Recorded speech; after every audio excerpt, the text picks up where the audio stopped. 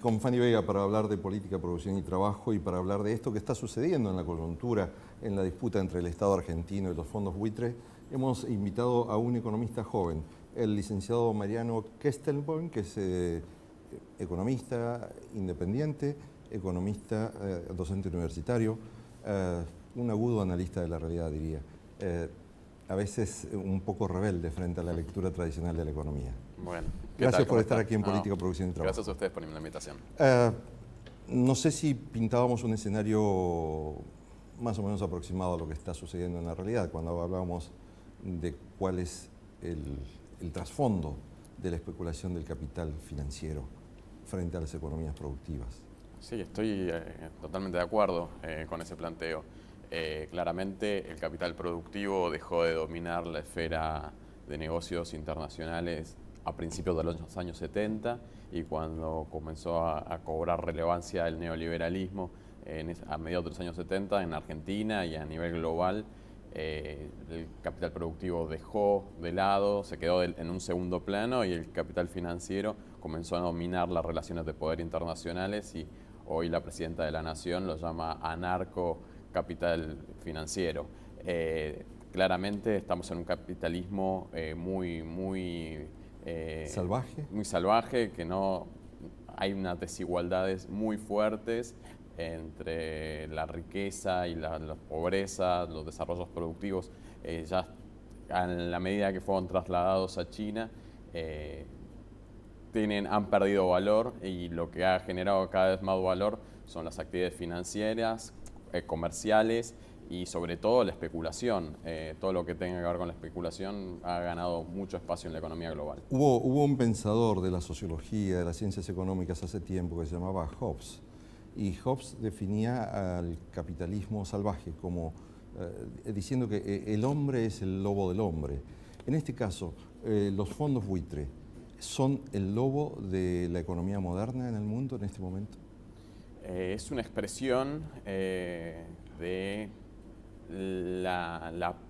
el poco interés que hay en una distribución equitativa.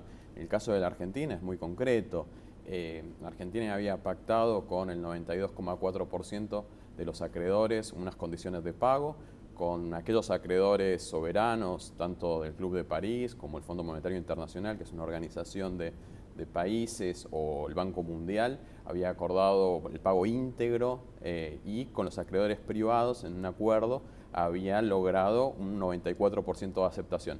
Quedaron por fuera de ese nivel de aceptación, el restante 7,6%, y una pequeña parte, conocida como fondos buitres, reclamaron a la Argentina el pago total. La Argentina rechazó eso, fueron a tribunales internacionales, al tribunal norteamericano, donde se había pactado que ante eventuales litigios se iba a reclamar ahí, y la justicia de los Estados Unidos convalidó a su máximo nivel, desde la Corte Suprema, la validez del fallo del juez de primera instancia, que había sido Tomás Griesa. En esas condiciones, bueno, evidentemente, la inequidad, la injusticia está muy de manifiesto, porque ¿cómo puede ser que en los acuerdos entre privados a nivel internacional haya un consenso de que con el 66% de los acreedores, ya el resto de los acreedores, ese otro 33%, tiene que adecuarse a las condiciones de aceptación de las mayorías? En la Argentina es el 50% más 1. ¿Cómo puede ser que siendo solamente el 7,6% que no aceptó, un 1% pueda litigar y conseguir un fallo favorable que pone en riesgo toda la reestructuración de la deuda exitosa por parte de la Argentina? Entonces hay desigualdades, inequidades que están expresando este capitalismo financiero especulativo en su máximo nivel. Eso marca las diferencias también entre lo legal y lo ético. Absolutamente, absolutamente. Hay críticas fuertes hacia la Administración Nacional respecto al hecho de haber tenido que aceptar tomar la legislación basada en tribunales estadounidenses a la hora de pactar estos contratos. Y eso ha sido un retroceso en nuestro concepto de la soberanía que se estaba tratando de recuperar en terrenos como el energético, como en decisiones nacionales. A ver, Argentina en los años 90 había perdido todo el control de su política económica.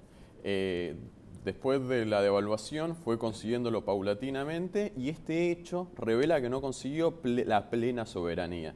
Que hay espacios en los cuales Argentina no lo consiguió y bueno, me parece que tratando de ubicarnos en ese momento histórico de la Argentina, nos damos cuenta de que era muy difícil la situación para lograr que acreedores que habían tenido, Argentina había alcanzado la mayor deuda de una economía moderna y también estaba proponiendo la mayor reestructuración de deuda.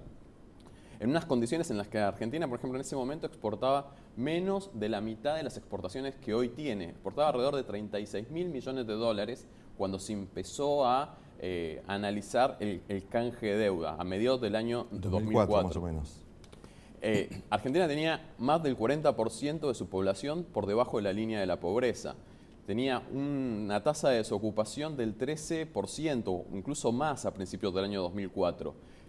Tenía ese nivel de desocupación subestimado, porque en realidad había 1,5 millones de personas que tenían planes de trabajar que cobraban el equivalente a $50.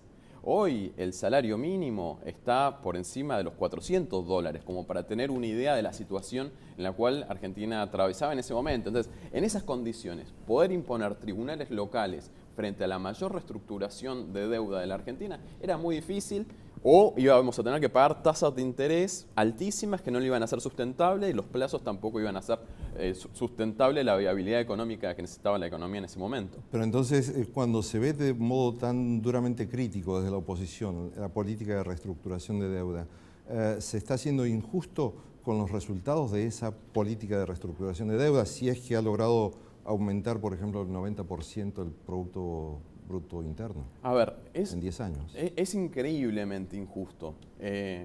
Argentina en ese año 2004, el equivalente de deuda en relación a su Producto Bruto era de casi el 150%. Ese 150% mayoritariamente, casi en un 90%, estaba en dólares, esa deuda. Después de la reestructuración, Argentina logró que el nivel de deuda en dólares, en moneda extranjera, que Argentina no genera a partir de la vía financiera, del 150% en relación al PBI se logró que baje hasta el 10% en relación al PBI. Ahora, estos acreedores rebeldes que tiene la Argentina, que están avalados por la Corte Suprema de los Estados Unidos, están reclamando alrededor de un 3% en relación al PBI de deuda, ¿sí?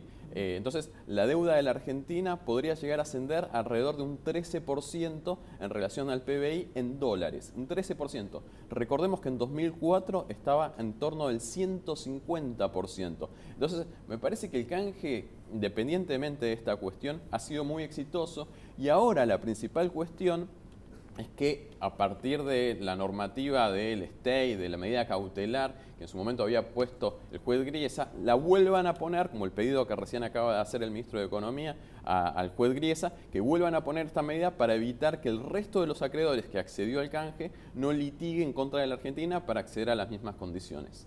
De todas formas, efectos en nuestra economía seguramente se van a sentir en forma inmediata porque creo que cambian algunos de los planes que el gobierno tenía, sobre todo teniendo tan poco tiempo de gobierno como el que tiene Cristina Kirchner. ¿Qué crees que va a ocurrir con nuestra economía de ahora en más en este tiempo? Sí, la agenda del gobierno nacional se había focalizado en restablecer las relaciones financieras internacionales. Por eso se había acordado con el CI, se le había pagado a Repsol, se consiguió el acuerdo con el Club de París. En esas condiciones, Argentina lo que estaba tratando de conseguir es volver a los mercados financieros voluntarios de crédito. ¿Por qué?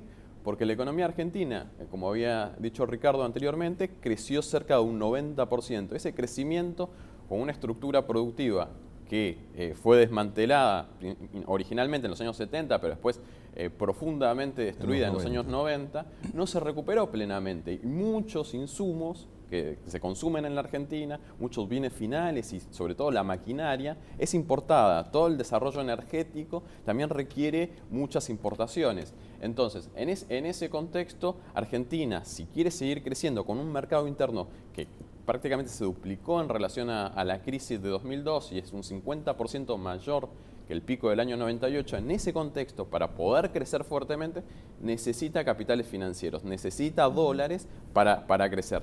Y para la gente, para el común, si Argentina no crece, es muy difícil generar nuevos puestos de trabajo. Entonces es delicada la situación. Por claro eso que es delicada, teniendo en cuenta que los últimos números, incluso los que estadísticamente sigue el INDEC, están mostrando una economía que por lo menos está orillando la recesión. Sí, igual hay que tener en claro un punto, y me parece que es muy importante, es una cuestión, es tener una recesión. Después de haber crecido de la forma que creció la Argentina en los últimos años, cerca del 90% en 11 años, en relación a una crisis como la que tuvo la Argentina entre el 99 y el 2001, que venía de un prolongado estancamiento. O sea, si venís creciendo y te estabilizás en ese nivel de crecimiento, obviamente no es favorable de ninguna forma, pero no produce una crisis tan importante como en la otra situación donde hubo quebrantos generalizados, ruptura de cadenas de pago, niveles de pobreza que Argentina nunca había tenido, que superaban el 55% de la población. Era una situación muchísimo más complicada. Obviamente que no es una situación para nada fácil, pero bueno, en términos generales es de alguna forma es más fácil de resolver. Fanny, vamos a una pausa y seguimos después con ustedes en Política, Producción y Trabajo.